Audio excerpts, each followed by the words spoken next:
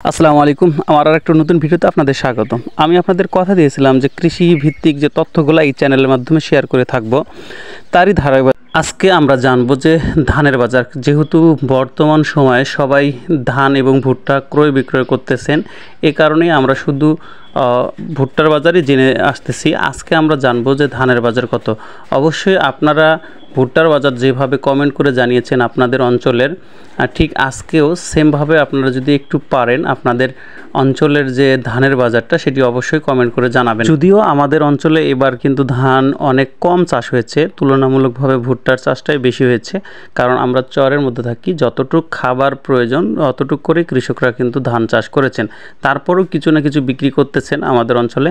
তবে আমাদের এই দিক যে কাজটি করে থাকি আমরা, সেটি হচ্ছে আমরা কিন্তু কখনোই বাজারে ধান বা ভুট্টা নিয়ে যাই না। অর্থাৎ আমরা যা বিক্রি করি আমাদের বাসায় এসে ধান বা ভুট্টা কিন্তু ব্যাপারীরা ক্রয় করে নিয়ে যায়। বিভিন্ন অঞ্চলে দেখা যাচ্ছে যে আসলে ভুট্টা বা ধান সব কিছু বাজারে নিয়ে বিক্রয় করতে হয়, কিন্তু আমাদের এই দিক এইটা সুবিধা হচ্ছে যে যদি আপনি ধান বিক্রি করতে চান, ব্যাপারীকে ফোন করলে বা ব্যাপারীরাই ইচ্ছাকৃতভাবে প্রত্যেক দিন আপনাদের বাসায় এসে এসে বলবে যে আপনারা কি ধান বিক্রি করবেন বা ভুট্টা বিক্রি করবেন, এমন আর কি। এই জন্য এটাও একটা আলহামদুলিল্লাহ ভালো একটা পজিটিভ, কারণ বাজারে নিয়ে গেলে একটা ক্যারিং খরচ আছে, আর বাসায় থেকে বিক্রয় করলে কিন্তু এই খরচটা নাই বললেই চলে। আপনাদের অঞ্চলে আজকের ধানের বাজারটি কত অবশ্যই কমেন্ট করবেন। আর আমি আজকে জানাচ্ছি আমাদের অঞ্চলে ধানের বাজার, সেটি হচ্ছে যে আমাদের এই অঞ্চলে কিন্তু বেশিরভাগ কৃষকরাই মোটা ধান চাষ করে, অর্থাৎ ৭৪ বা ১৪।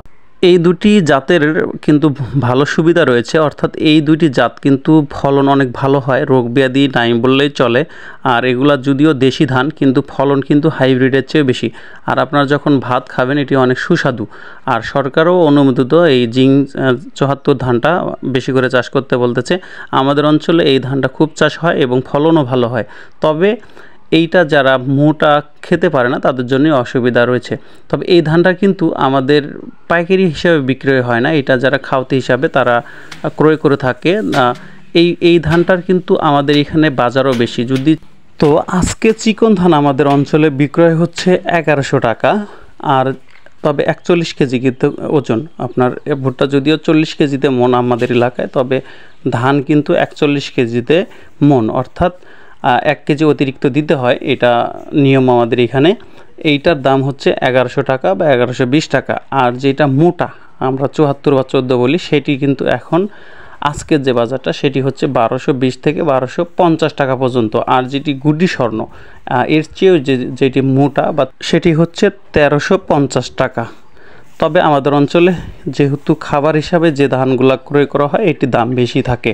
তো ধন্যবাদ সবাইকে আমার ভিডিওটি দেখার জন্য। আসসালামু আলাইকুম।